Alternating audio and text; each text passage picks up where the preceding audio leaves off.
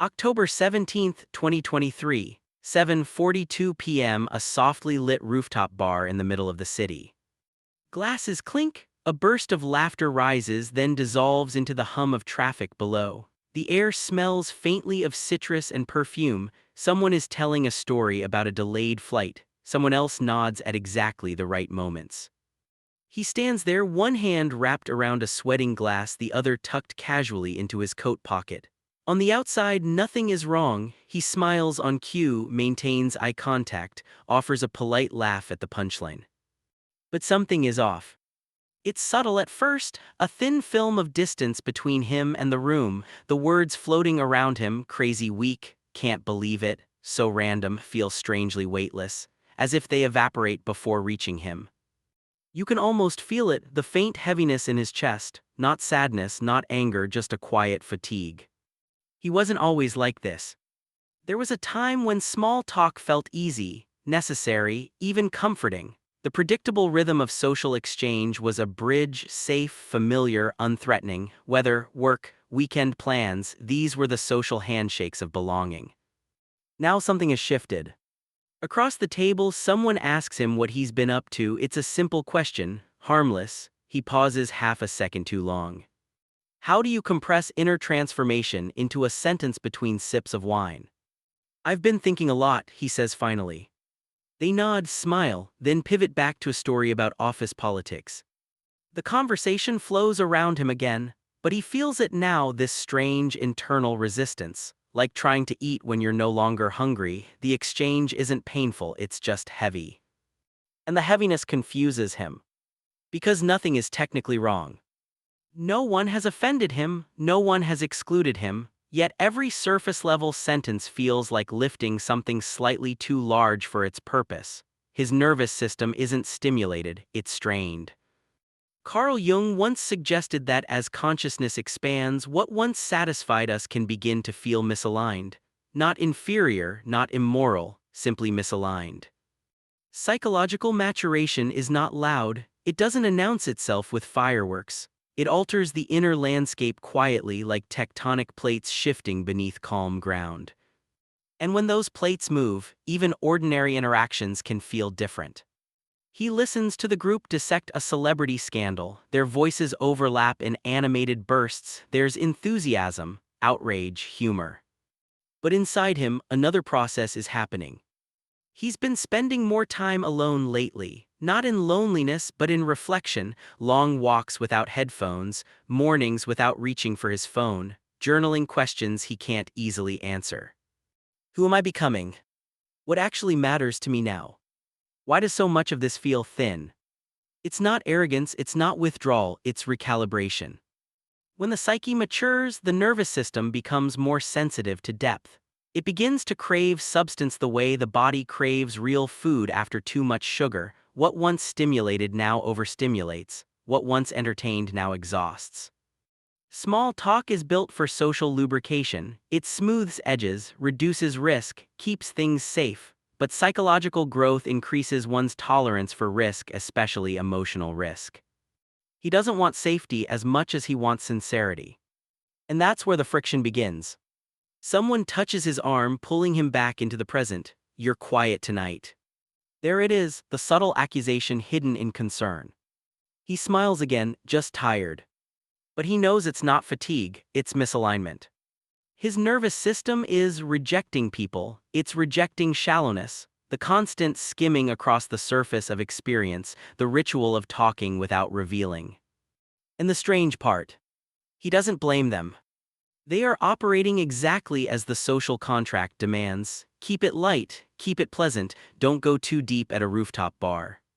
Yet something in him refuses to descend back into that comfortable shallowness. As consciousness expands, Jung believed, the psyche begins integrating previously unconscious material. Desires shift, values reorganize, identity thickens. With that thickening comes weight. And with weight comes a lower tolerance for the hollow. The laughter spikes again, someone orders another round. The city lights shimmer like distant constellations, it's beautiful really.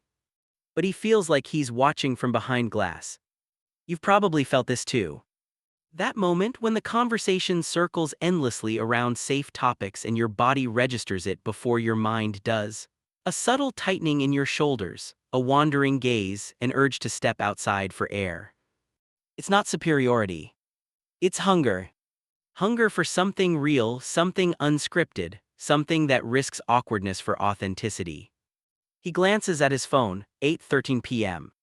He could stay, perform the expected version of himself, or he could leave early and walk home alone beneath the quiet sky.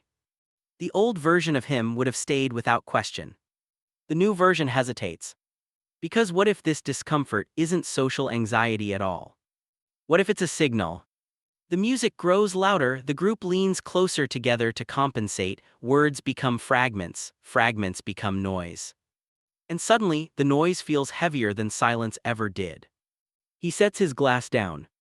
For the first time, he wonders whether this quiet discomfort is not a flaw in his personality, but evidence of psychological expansion. And if that's true, then what else in his life is about to feel heavier? The elevator doors slide shut behind him with a muted thud.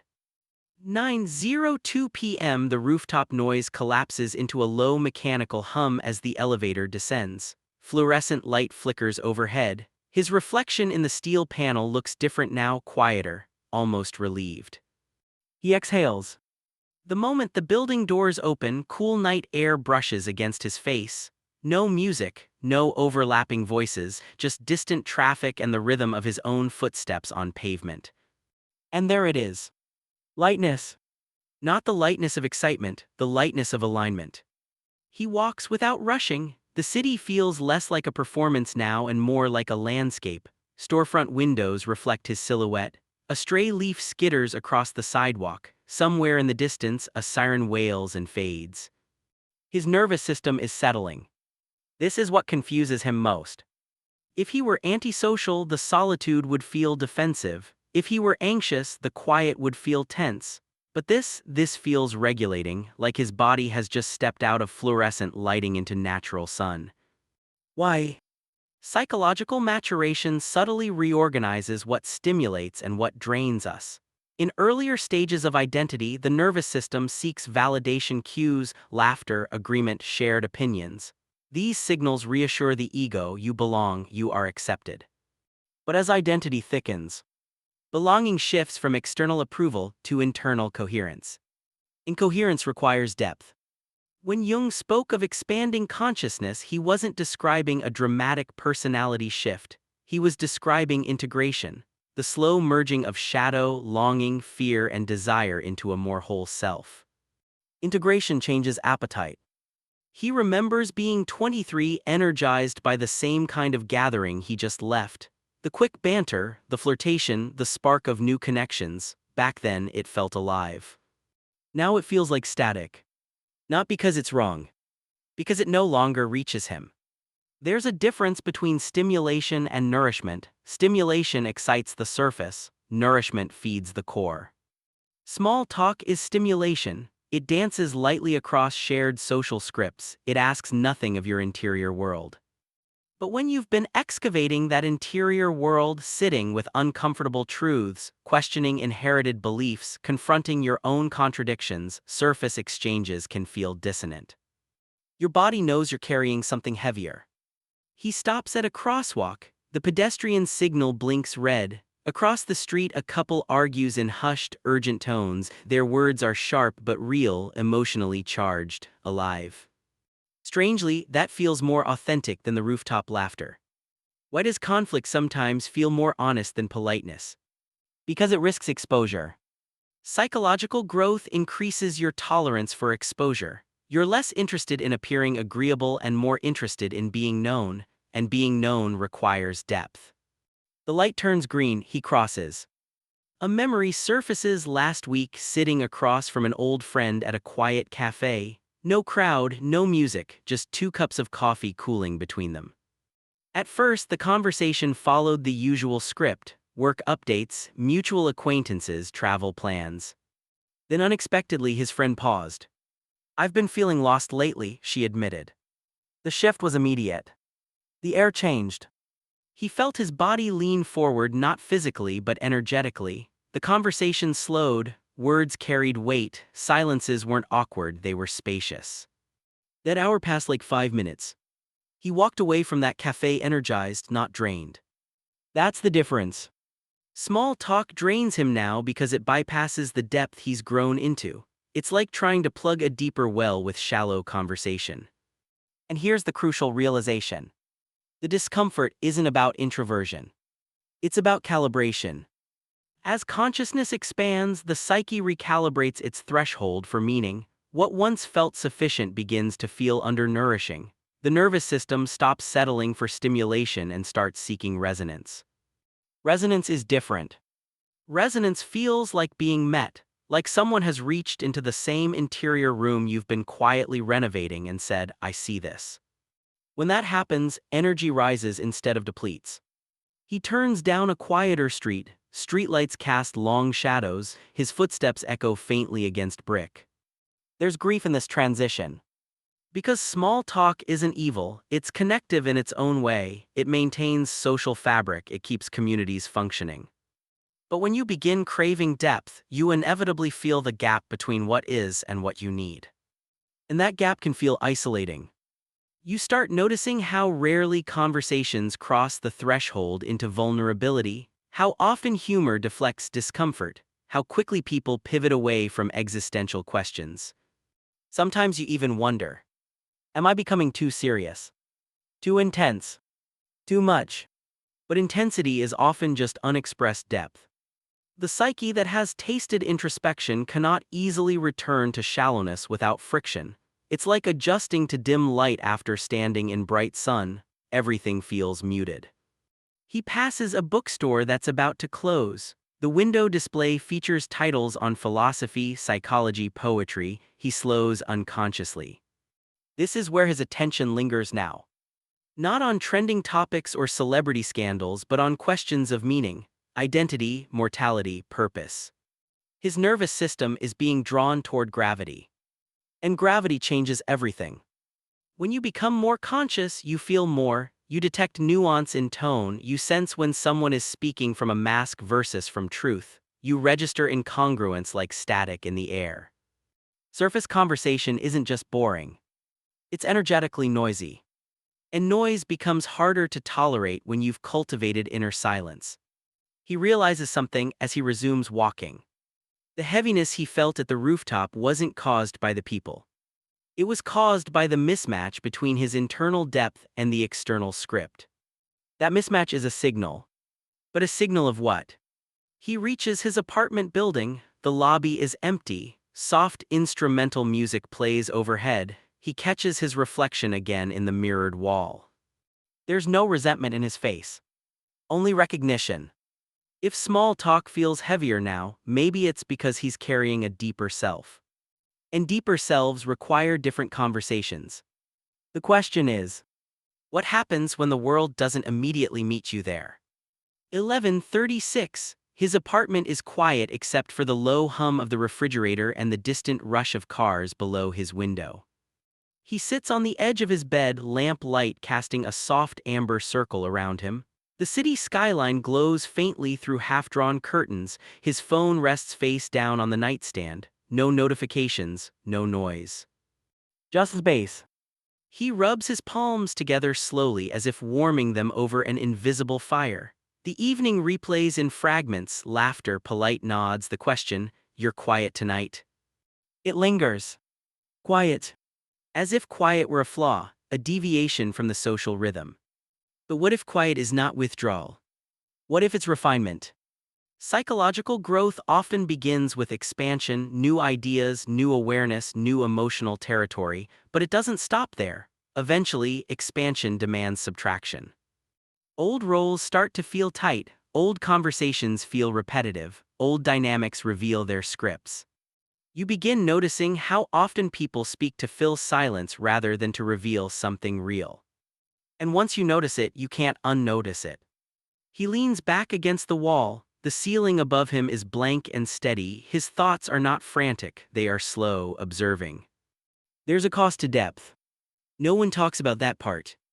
When your interior life deepens, your tolerance for surface engagement shrinks. But the world doesn't automatically adjust to your new depth. It continues offering the same scripts, the same rhythms, the same expectations.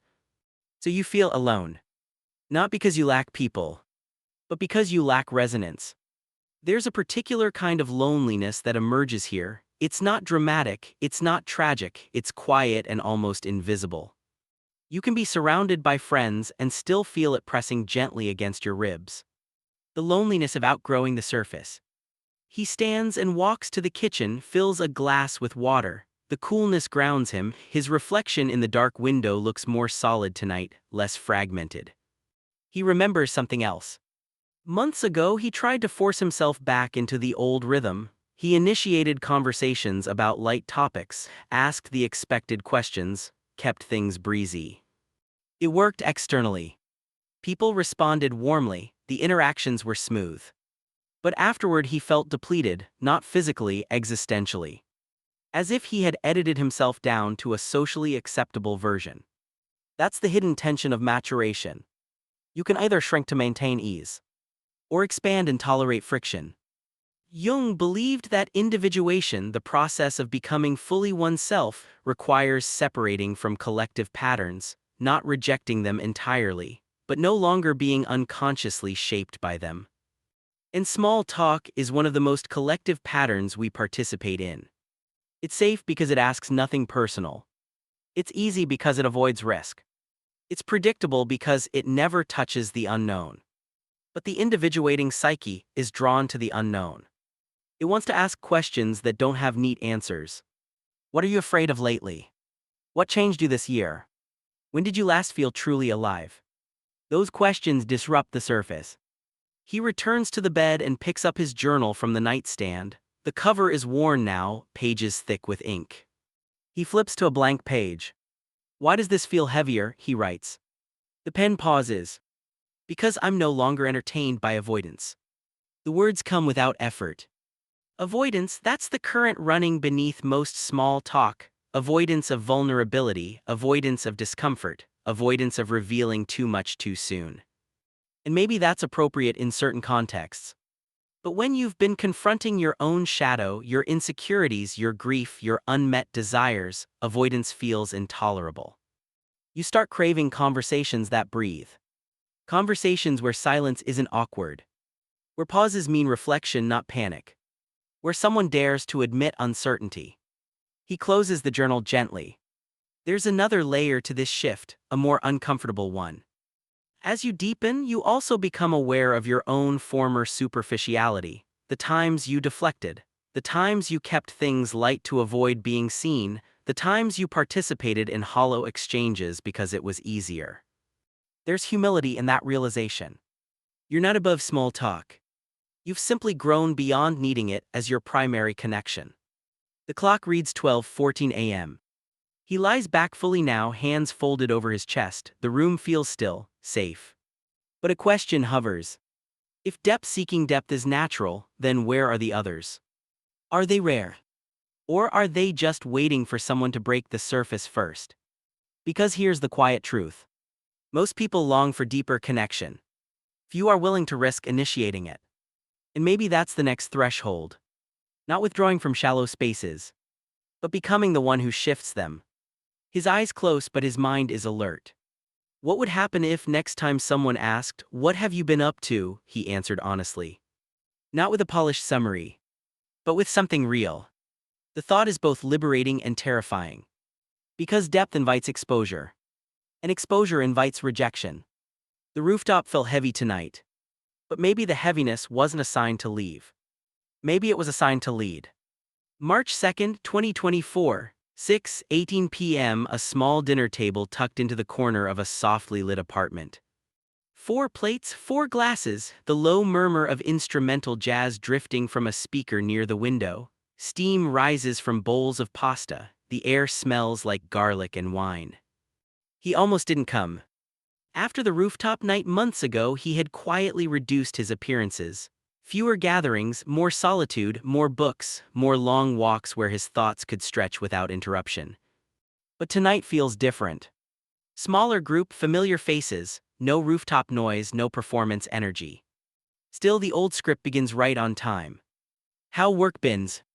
Busy. Same. Did you see that thing online? Laughter clinking forks, predictable rhythm.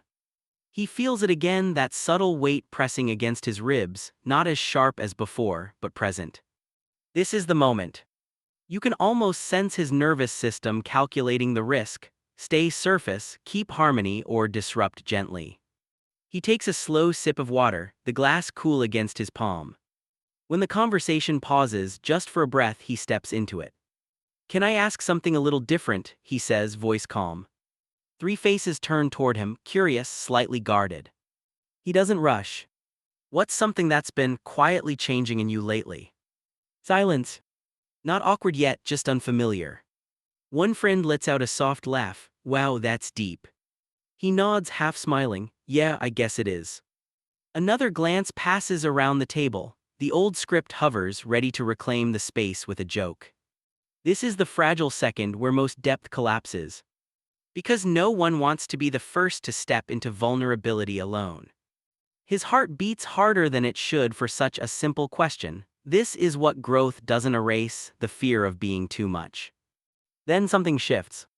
Across the table, Daniel, usually the most sarcastic of the group, looks down at his plate. His fork pauses midair. I don't know, Daniel says slowly. I guess I've been realizing I don't actually like my job as much as I pretend to. The room changes temperature. No one laughs. He feels it immediately, that energetic drop into gravity, not heavy in a draining way, heavy in a real way. Daniel continues, voice softer now. I've just been scared to admit that. Feels irresponsible. There it is. Truth. The kind that doesn't need embellishment. He doesn't jump in with advice, doesn't rescue the moment with reassurance, he just nods. That makes sense, he says quietly. It's hard to admit when something isn't aligned anymore. Aligned. The word lingers. Another friend exhales. Honestly, I've been feeling something similar, not about work, just life feeling repetitive. And just like that, the surface fractures. The jazz still plays, the candles still flicker, but the conversation has entered different territory. They begin speaking more slowly, pausing, considering their words instead of performing them. He notices something profound. The heaviness he once associated with small talk is gone. In its place, energy. Alive, engaged, grounded. This is what his nervous system had been craving, not intensity for its own sake, not constant seriousness, but sincerity. Depth seeking depth. Jung described the process of individuation as a movement toward wholeness. But wholeness doesn't isolate, it magnetizes. When you inhabit your own interior fully, you unconsciously give others permission to do the same. The risk is always going first. Because when you introduce depth into a space, you gamble with two outcomes: rejection or resonance. Tonight it's resonance.